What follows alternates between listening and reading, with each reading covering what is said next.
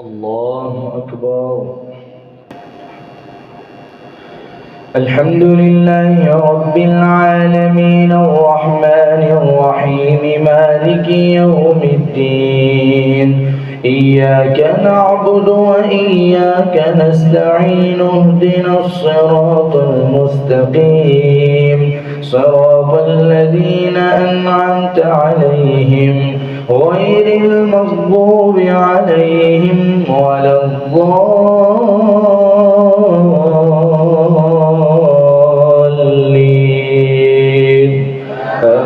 آمين. بسم الله الرحمن الرحيم حميم. تنزيل الكتاب من الله العزيز الحكيم. ما خلقنا السماوات والأرض وما بينهما إلا بالحق وأجل مسمى والذين كفروا عما أنذروا معرضون. قل أرأيتم ما تدعون من دون الله أروني ماذا خلقوا من الأرض أم لهم شرك في السماوات ائتوني بكتاب من قبل هذا أو أثارة من علم إن كنتم صادقين. ومن أضل ممن يدعو من دون الله من لا يستجيب له إلى يوم القيامة وهم عن دعائهم غافلون. وإذا حشر الناس كانوا لهم أعداء وكانوا بعبادتهم كافرين.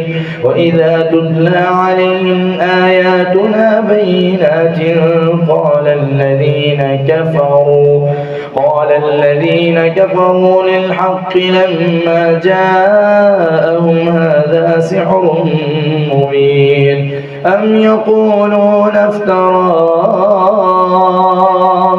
قل إن افتريته فلا تملكون لي من الله شيئا هو أعلم بما تفيضون فيه كفى به شهيدا بيني وبينكم وهو الغفور الرحيم. قل ما كنت بدعا من الرسل وما أدري ما يفعل بي ولا بكم إن أتبع إلا ما يوحى إلي وما أنا إلا نذير مبين. قل أرأيتم إن كان من عند الله وكفرتم به وشهد شاهد من بني إسرائيل على مثله فآمن واستكبرتم إن الله لا يهدي القوم الظالمين. وقال الذين كفروا للذين آمنوا لو كان خيرا ما سبقونا إليه وإذ لم يهتدوا به فسيقولون هذا إفك قديم. ومن قبله كتاب موسى إماما ورحمة وهذا كتاب مصدق لسانا عربيا لينذر الذين ظلموا وبشرى للمحسنين. إن الذين قالوا ربنا الله ثم استقاموا فلا خوف عليهم ولا هم يحزنون أولئك أصحاب الجنة خالدين فيها جزاهم بما كانوا يعملون.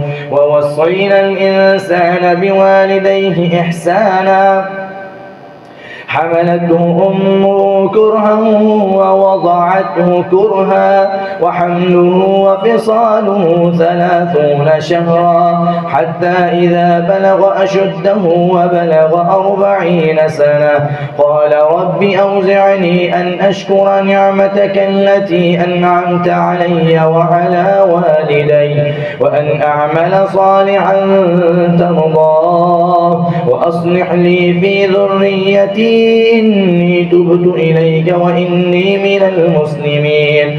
أولئك الذين نتقبل عنهم أحسن ما عملوا ونتجاوز عن سيئاتهم في أصحاب الجنة وعد الصدق الذي كانوا يوعدون. والذي قال لوالديه أف لكما أتعدانني أن أخرج وقد خلت القرون من قبلي وهما يستغيثان الله ويلك آمن إن وعد الله حق فيقول ما هذا إلا أساطير الأولين. أولئك الذين نتقبل عنهم أولئك الذين حق عليهم القول في قد خلت من قبلهم من الجن والإنس إنهم كانوا خاسرين. ولكل درجات مما عملوا وليوفيهم أعمالهم وهم لا يظلمون. ويوم يعرض الذين كفروا على النار أذهبتم طيباتكم في حياتكم الدنيا واستمتعتم بها فاليوم تجزون عذاب الهون بما كنتم تستكبرون في الأرض بغير الحق وبما كنتم تفسقون. واذكر أخا عاد إذ أنذر قومه بالأحقاف وقد خلت النذر من بين يديه ومن خلفه ألا تعبدوا إلا الله إني أخاف عليكم عذاب يوم عظيم. قالوا أجئتنا لتأفكنا عن آلهتنا فأتنا بما تعدنا إن كنت من الصادقين. قال إنما العلم عند الله وأبلغكم ما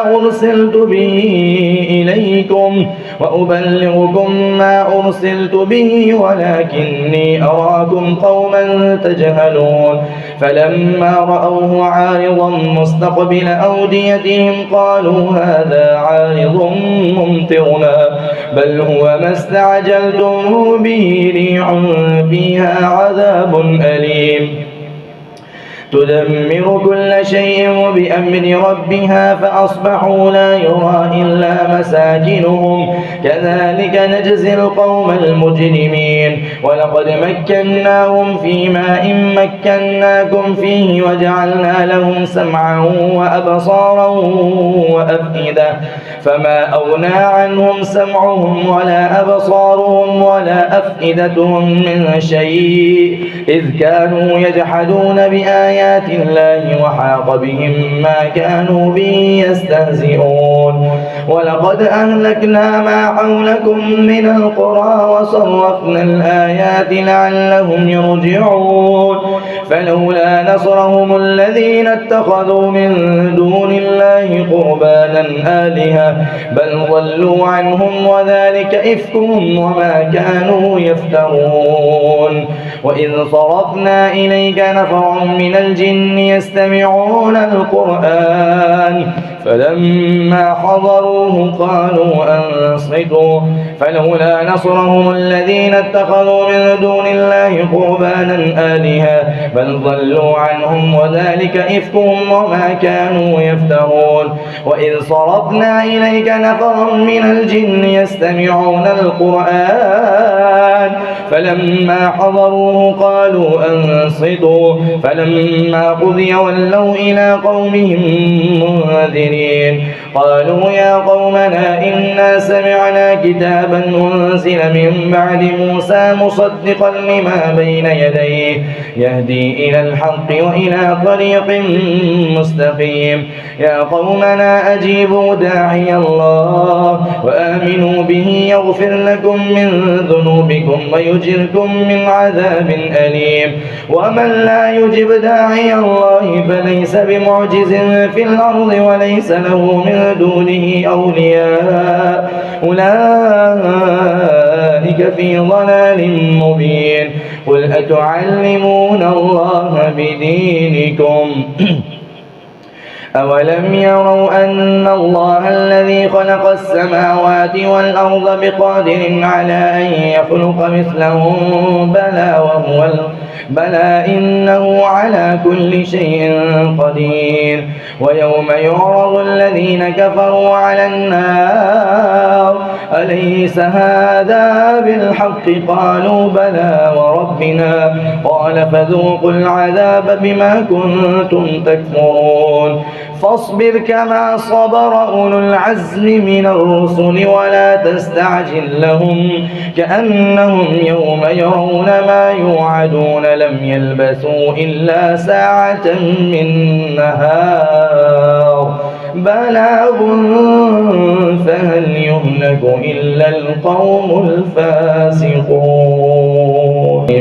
الذين كفروا وصدوا عن سبيل الله أضل أعمالهم والذين آمنوا وعملوا الصالحات وآمنوا بما نزل على محمد وهو الحق من ربهم كفر عنهم سيئاتهم وأصلح بالهم ذلك بأن الذين كفروا اتبعوا الباطل وأن الذين آمنوا اتبعوا الحق من ربهم كفر عنهم سيئاتهم وأصلح بالهم ذلك بأن الذين كفروا اتبعوا الباطل وأن الذين آمنوا اتبعوا الحق من ربهم كذلك يضرب الله للناس أمثالهم فإذا لقيتم الذين كفروا فضرب الرقاب حتى إذا أثخنتموهم فشدوا الوثاق فإما منا بعد وإما فداء حتى تضع الحرب أوزارها ذلك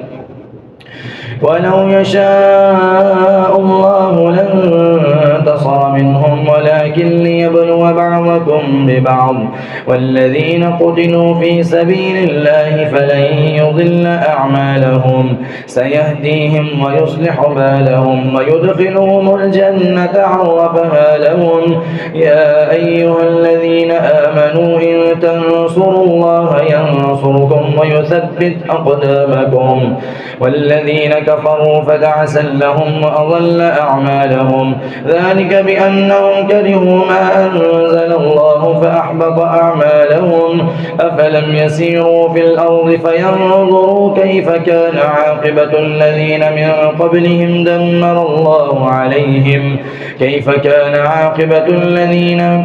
من قبلهم دمر الله عليهم وللكافرين أمثالها ذلك بأن الله مولى الذين آمنوا وأن الكافرين لا مولى لهم إن الله يدخل الذين آمنوا وعملوا الصالحات جنات تجري من تحتها الأنهار والذين كفروا يتمتعون ويأكلون كما تأكل الأنعام والنار مثوى لهم وكأي من قرية هي أشد قوة من قريتك التي أخرجتك أهلكناهم فلا ناصر لهم أفمن كان على بينة من ربه كمن زين له سوء عمله واتبعوا أهواءهم مثل الجنة التي وعد المتقون فيها أنهار من ماء غير آسن وأنهار من لبن لم يتغير طعمه وأنهار من خمر لذة للشاربين وأنهار من عسل مصفى ولهم فيها من كل الثمرات ومغفرة من ربهم كمن هو خالد في النار وسقوا ماء حميما فقطع أمعاءهم ومنهم من يستمع إليك حتى إذا خرجوا من عندك قالوا للذين أوتوا العلم ماذا قال آنفا أولئك الذين طبع الله على قلوبهم واتبعوا أهواءهم والذين اهتدوا زادهم هدى وآتاهم تقواهم فهل ينظرون إلا الساعة أن تأتيهم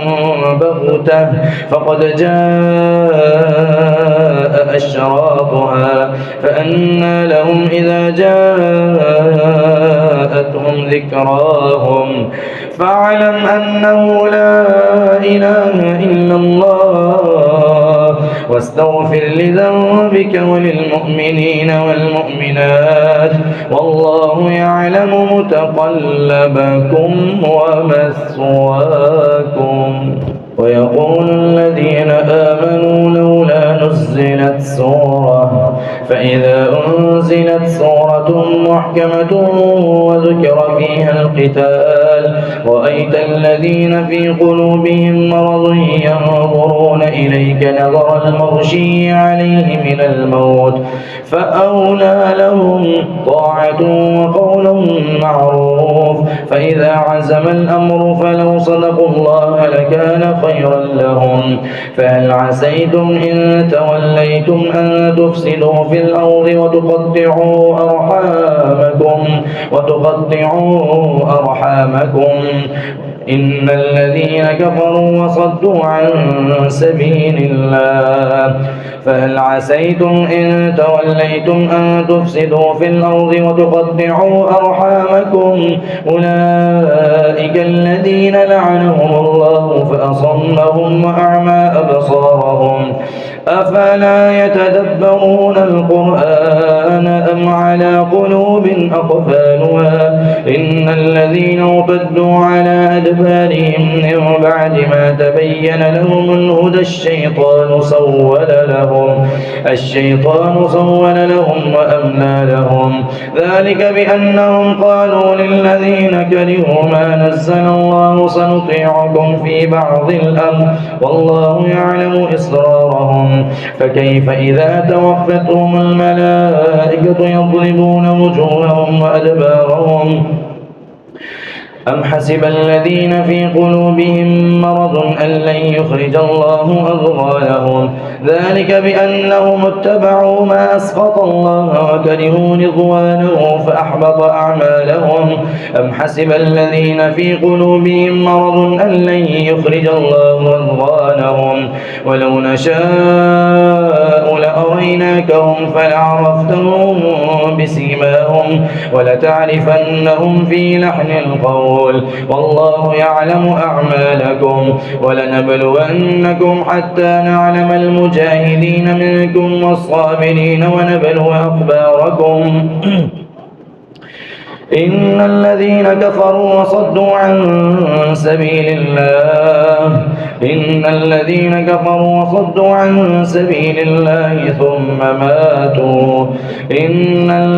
كفروا وصدوا عن سبيل الله وشاقوا الرسول من بعد ما تبين لهم الهدى لن يضروا الله شيئا وسيحبط أعمالهم يا أيها الذين آمنوا أطيعوا الله وأطيعوا الرسول ولا تبطلوا أعمالكم إن الذين كفروا وصدوا عن سبيل الله ثم ماتوا وهم كفار فلن يغفر الله لهم فلا تهنوا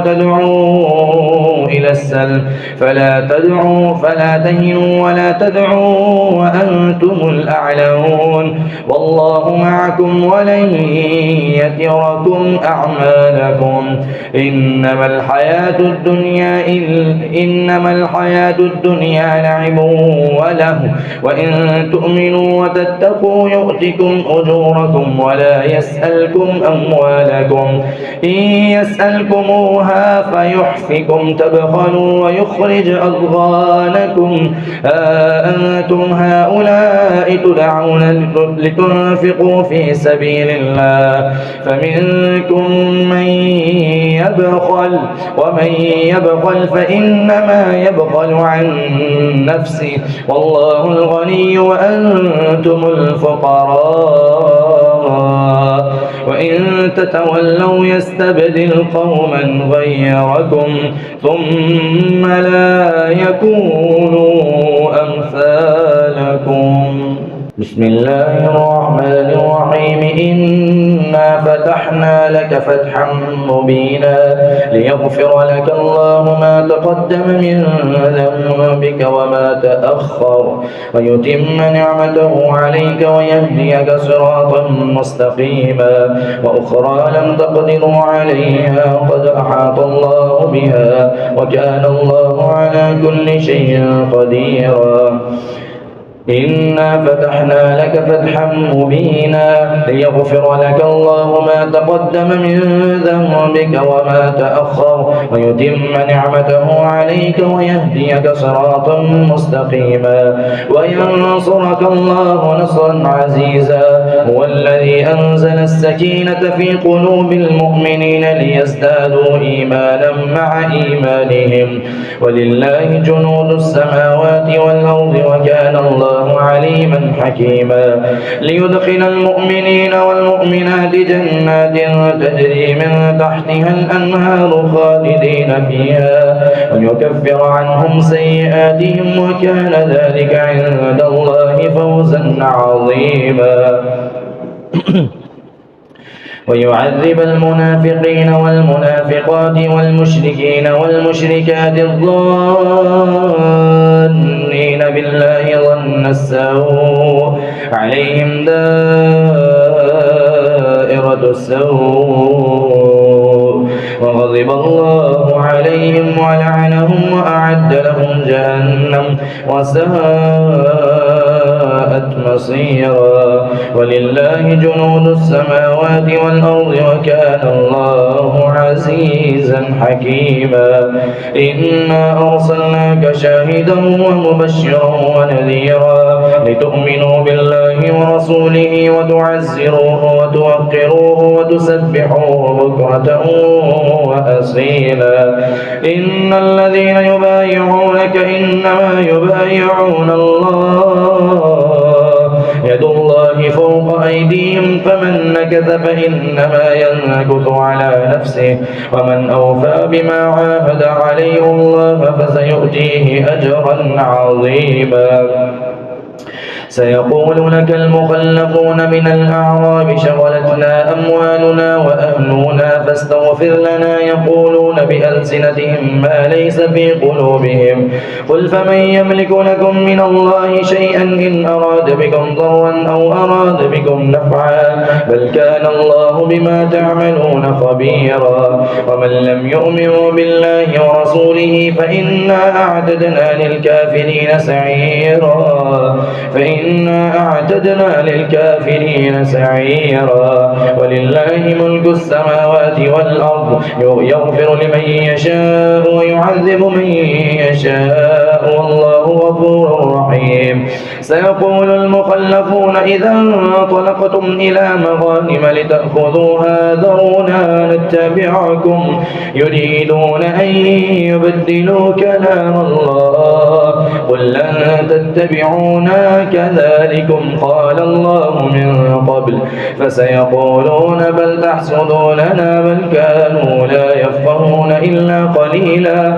قل للمخلفين من الأعراب ستدعون إلى قوم أولي بأس شديد تقاتلونهم أو يسلمون فإن تطيعوا يؤتكم الله أجرا حسنا وإن تتولوا كما توليتم من قبل أو يعذبكم عذابا أليما. ليس على الأعمى حرج ولا على الأعرج حرج ولا على المريض حرج ومن يطع الله ورسوله يدخله جنات تجري من تحتها الأنهار ومن يتولى يعذبه عذابا أليما. لقد رضي الله عن المؤمنين إذ يبايعونك تحت تحت الشجرة فعلم ما في قلوبهم فأنزل السكينة عليهم وأثابهم فتحا قريبا ومغانم كثيرة يأخذونها وكان الله عزيزا حكيما. وعدكم الله مغانم كثيرة تأخذونها فعجل لكم هذه وكف أيدي الناس عنكم ولتكون آية للمؤمنين ويهديكم صراطا مستقيما. وأخرى لم تقدروا عليها قد أحاط الله بها وكان الله على كل شيء قديرا. ولو قاتلكم الذين كفروا لولوا الأدبار ثم لا يجدون وليا ولا نصيرا. سنة الله في الذين خلوا من قبل ولن تجد لسنة الله تبديلا. وهو الذي كف أيديهم عنكم وأيديكم عنهم ببطن مكة من بعد أن أظفركم عليهم وكان الله بما تعملون بصيرا. هم الذين كفروا وصدوكم عن المسجد الحرام والهدي معكوفا أن يبلغ محله ولولا رجال مؤمنون ونساء مؤمنات لم تعلموهم أن تطؤوهم فتصيبكم منهم معرة بغير علم ليدخل الله في رحمته من يشاء. لو تزيلوا لعذبنا الذين كفروا منهم عذابا أليما. إذ جعل الذين كفروا في قلوبهم الحمية حمية الجاهلية فأنزل الله سكينته على رسوله وعلى المؤمنين وألزمهم كلمة التقوى وكانوا أحق بها وأهلها وكان الله بكل شيء عليما. لقد صدق الله رسوله الرؤيا بالحق لتدخلن المسجد الحرام إن شاء الله آمنين محلقين رؤوسكم ومقصرين لا تخافون فعلم ما لم تعلموا فجعل من دون ذلك فتحا قريبا. هو الذي أرسل رسوله بالهدى ودين الحق ليظهره على الدين كله وكفى بالله شهيدا. محمد رسول الله والذين معه أشداء على الكفار رحماء بينهم تراهم ركعا سجدا يبتغون فضلا من الله ورضوانا سيماهم في وجوههم من أثر السجود ذلك مثلهم في التوراة ومثلهم في الإنجيل كزرع أخرج شطأه فآزره فاستغلظ فاستوى على سوقه يعجب الزراع ليغيظ بهم الكفار. وعد الله الذين آمنوا وعملوا الصالحات منهم مغفرة وأجرا عظيما. يا أيها الذين آمنوا لا تقدموا بين يدي الله ورسوله واتقوا الله إن الله سميع عليم. يا أيها الذين آمنوا لا ترفعوا أصواتكم فوق صوت النبي ولا تجهروا له بالقول كجهر بعضكم لبعض أن تحبط أعمالكم وأنتم لا تشعرون. إن الذين يغضون أصواتهم عند رسول الله أولئك الذين امتحن الله قلوبهم للتقوى لهم مغفرة وأجر عظيم. إن الذين ينادونك من وراء الحجرات أكثرهم لا يعقلون ولو أنهم صبروا حتى تخرج إليهم لكان خيرا لهم والله غفور رحيم. يا أيها الذين آمنوا إن جاءكم فاسق بنبأ فتبينوا أن تصيبوا قوما بجهالة فتصبحوا على ما فعلتم نادمين. واعلموا أن فيكم رسول الله لو يطيعكم في كثير من الأمر لعنتم ولكن الله حبب إليكم الإيمان وزينه في قلوبكم وكره إليكم الكفر والفسوق والعصيان أولئك هم الراشدون فضلا من الله ونعمه والله عليم حكيم.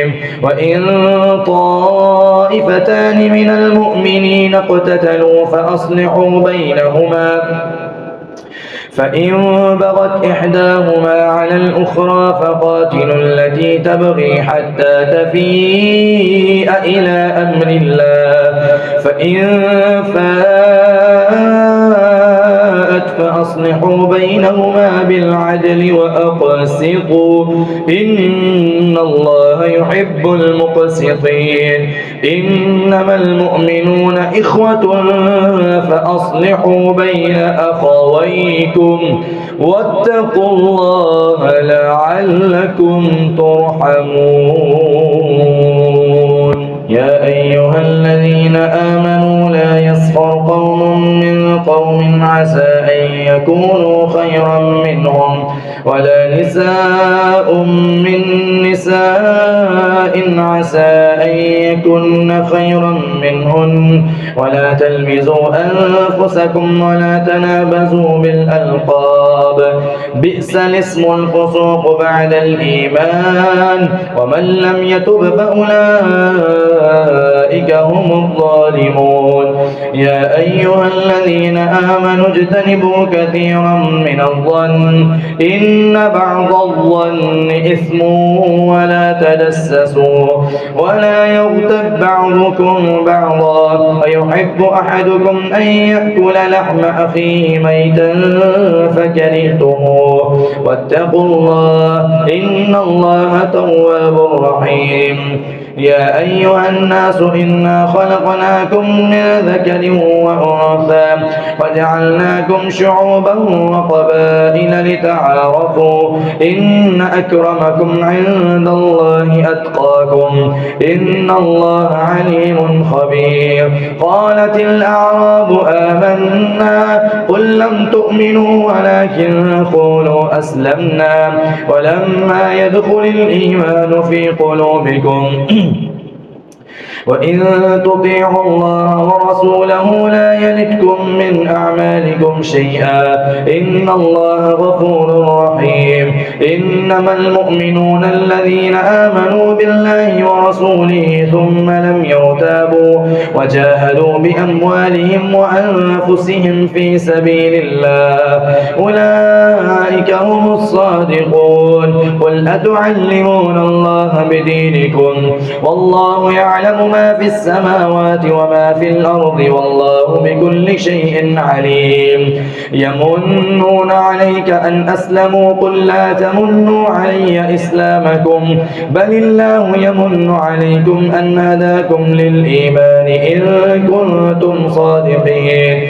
إن الله يعلم غيب السماوات والأرض والله بصير بما تعملون. بسم الله الرحمن الرحيم. قاف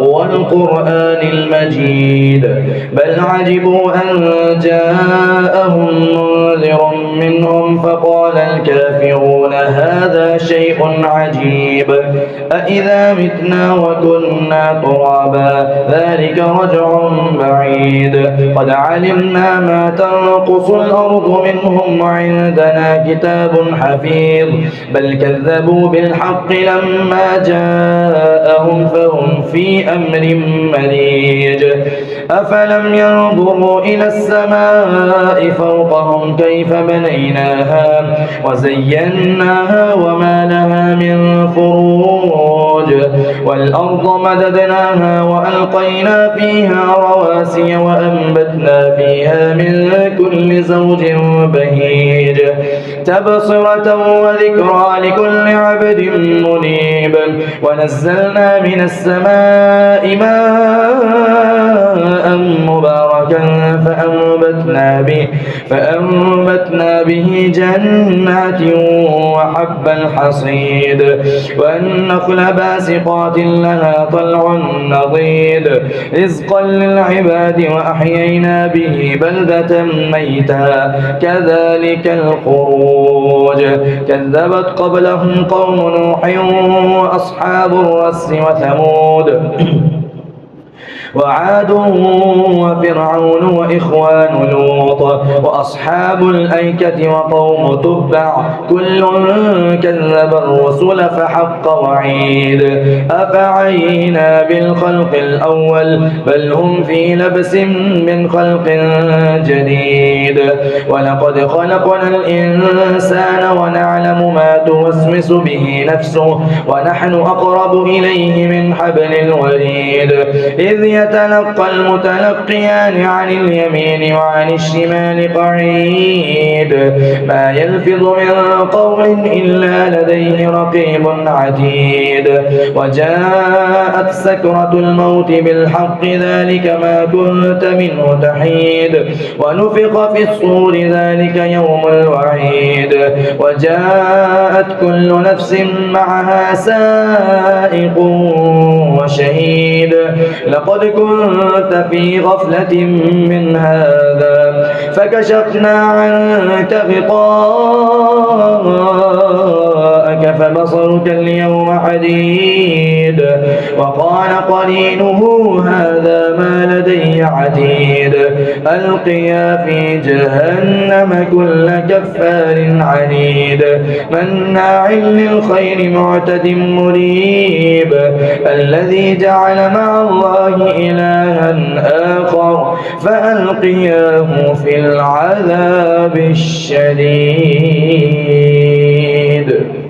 قال قرينه ربنا ما أطغيته ولكن كان في ضلال وبعيد قال لا تختصموا لدي وقد قدمت إليكم بالوعيد ما يبدل القول لدي وما أنا بظلام للعبيد يوم نقول لجهنم هل امتلأت وتقول هل من مزيد اللهم إنا نعوذ بك من عذاب جهنم وأزلفت الجنة للمتقين غير بعيد هذا ما توعدون لكل أواب حفيظ من خشي الرحمن بالغيب وجاء بقلب منيب ادخلوها بسلام ذلك يوم الخلود لهم ما يشاءون فيها ولدينا مزيد اللهم اجعلنا وكم أهلكنا قبلهم من قرن هم أشد منهم بطشا فنقبوا في البلاد هل من محيص إن في ذلك لذكرى لمن كان له قلب أو ألقى السمع وهو شهيد ولقد خلقنا السماوات والأرض وما بينهما إلا بالحق وما مسنا من لغوب فاصبر على ما يقولون وسبح بحمد ربك قبل طلوع الشمس وقبل الغروب ومن الليل فسبحه وأدبار السجود واستمع يوم ينادي المناد من مكان قريب يوم يسمعون الصيحة بالحق ذلك يوم الخروج إنا نحن نحيي ونميت وإلينا المصير يوم تشقق الأرض عنهم سراعا ذلك حشر علينا يسير نحن أعلم بما يقولون وما أنت عليهم بجبار فذكر بالقرآن من يخاف وعيد